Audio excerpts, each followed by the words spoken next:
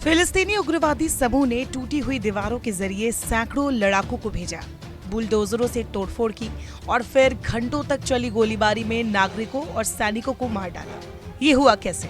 Rocket और missile मिली कैसे? Israel, जिसे अपनी खुफिया एजेंसियों चीन बेट और खासकर की मोसाद पर इतना गर्व रहा है, वो कैसे इस अटैक के खतरे को भाप नहीं पाया? ये सवाल अब दुनिया भर के एक्सपर्ट्स हैरानी से पूछ रहे हैं। जी, उसका छोटा सा देश जो घिरा है अरब देशों से, हम बात कर रहे हैं इजराइल की।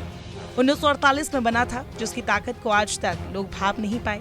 1967 में वॉर में जो अकेला होकर अरब कंट्रीज को धूल चटा देता है, जिसका मोसाद एजेंसी दुनिया भर में फेमस है अपने कारनामों को लेकर।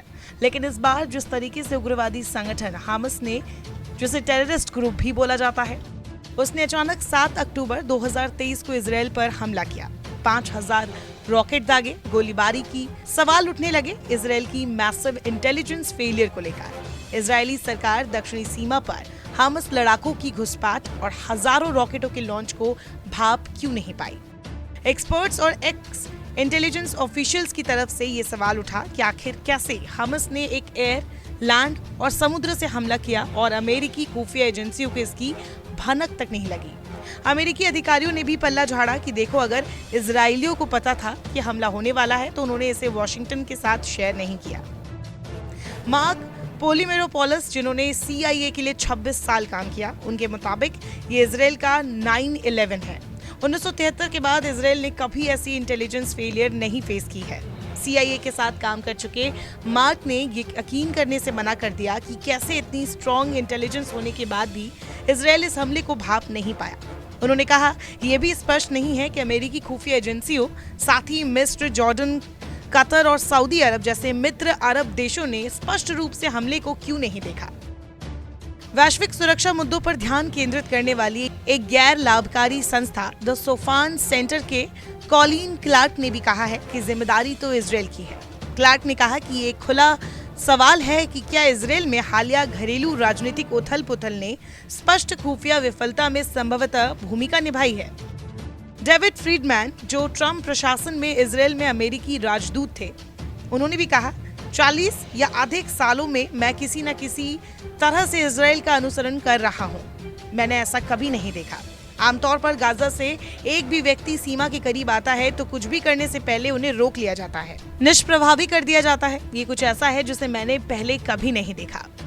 शुरुआती कारणों का जो हवाला दिया जा रहा है वो ये है कि हमास की टाइमिंग ऐसी है जब सऊदी अरब और इजराइल के बीच करीबी रिश्ते बनने की उम्मीद की जा रही थी। साथ ही 1973 के अरब इजराइल युद्ध की 50वीं वर्षगांठ भी एक कारण हो सकता है। 50 साल पहले लगभग इसी दिन, यौम किपुर के पवित्र दिन, मिस्र और सीरिया के नेतृत्व में अरब सेनाओं के गठबंधन ने इजरायली सेनाओं को हैरत में डाल दिया था। लेकिन वो युद्ध वर्दीधारी सैनिकों के बीच था। जो बीते शनिवार को हुआ वो बिल्कुल अलग था। इजरायली न्यूज़पेपर हारेट्स के मुताबिक वरिष्ठ इजरायली सैन्य अधिकारियों को कुछ वक्त पहले ये लगा था कि हमास युद्ध नहीं चाहता, लेकिन अचानक ऐसा हो गया। द सोफान सेंटर के क्लार्क, जो इन पैलेस्टीन ग्रुप्स के अंदर की इन्फो रखते हैं, वो भी हैरान है कि उन्हें भी इसकी कोई आशंका नहीं थी। हाल के कुछ सालों में इजराइल ने पूरे गाजा में इलेक्ट्रॉनिक इंटरसेप्ट, सेंसर और मानव मुखबिरों और AI का नेटवर्क फैला रखा था, जो न्यूयॉर्क के 5 नगरों का लगभग आधा क्षेत्र है। इजराइल और उसके पड़ोसियों ने अतीत में हमास के नेटवर्क को ट्रैक करने और ब्लॉक करने की कोशिश में भारी इन्वेस्ट किया, जो अक्सर मिसाइल घटकों के शिपमेंट को रोकते हैं। फिर इस बार ऐसा क्या हुआ? इतनी सारी इजरायली सेनाएं छुट्टी पर या दक्षिणी सीमा से दूर क्यों थी, जिससे हमास को गाजा के पास इजरायली सैन्य ठिकानों पर कब्जा करने की अनुमति मिल गई? गाजा में रह रहे लोगों के लिए बीते कुछ वक्त में इजराइल ने एक काम किया, 15,000 वर्क परमिट दिया ताकि वहां से लोग इजराइल आकर काम कर सके। ये फैसला कुछ लोग अब गलत समझते हैं। इजराइल में रह रहे former American ambassador Thomas Nides ने ये बातें कही, जिन्होंने इसी साल गर्मी में जेरूशलम छोड़ा था। उनका मानना है कि इजराइल को लगता था कि इस बार हमास इसमें टांग नहीं लड़ाएगा। गाजा पट्टी में जिस एरिया को हमास ने 2007 में कब्जे में लिया था, वहाँ इलेक्ट्रॉनिक्स सामान सबके इंपोर्ट पर इजराइल की पैनी नजर होती थी। बैन भी लगा हुआ था। गलती की कोई संभावना नहीं होती, लेकिन इतना बड़ा हमला आखिरकार कैसे हो गया? अमेरिका मानता है कि हमास की हेल्प तो ईरान ने ही की। तेहरान तो सऊदी और इजराइल को करीब आते नहीं देखना चाहता। वो ऐसे कॉन्फ्लिक्ट को बढ़ावा देगा ही।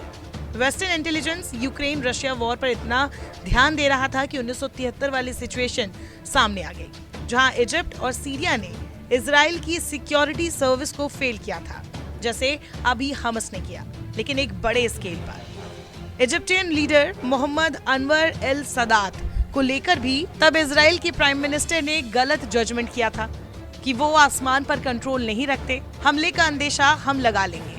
लेकिन उस वक्त भी इजराइल फेल हुआ था। तो सवाल ये है कि इस हमले की कोई भी तैयारी कैसे नहीं की गई। हमस ने सुरंगों के अपने विशाल नेटवर्क का उपयोग किया होगा जो एन्क्लेव को इजिप्ट से जोड़ता है, लेकिन इजराइल को यातायात की जानकारी मिले बिना उसने इतने बड़े हमले के लिए आवश्यक सामग्रियों की तस्करी कैसे कर ली, और इजरायली खुफिया एजेंसीज इस बात पर ध्यान देने में कैसे विफल रही कि हमस हजारों घरेलू कसम रॉकेट बना रहा था और उन्हें असेंबल कर रहा था। मौजूदा हालात इजराइल और सऊदी अरब के बीच रिश्तों को सामान्य बनाने की प्रक्रिया के लिए ठीक नहीं है, जिसके लिए अमेरिका ने बहुत मेहनत की। उस प्रक्रिया को आगे बढ़ाने के लिए सऊदी अरब की एक बड़ी मांग थी कि इजराइल और फिलिस्तीन के बीच तनाव कम हो, साथ ही इजरायली सरकार की ओर से फिलिस्तीनियों को रियायतें दी जाए। हालांकि हमस के हैरत अंगेज हमले से स्थितियां बिल्कुल उलट हो गई है। इजराइल में निकट भविष्य में शांति की उम्मीद नहीं की जा सकती है, जिसकी घोषणा वहां के प्राइम मिनिस्टर नेतन्याहू ने कर भी दिया है। नमस्कार, मैं हूं मानक गुप्ता। अगर आपको हमारा ये वीडियो पसंद आया हो तो इसे लाइक और शेयर जरूर करें, और हाँ, हमें सब्सक्राइब और फॉलो करना ना भूलें ताकि आप देश और दुनिया की कोई खबर मिस ना करें। तो जुड़े रहिए हमारे साथ और देखते रहिए न्यूज़ 24।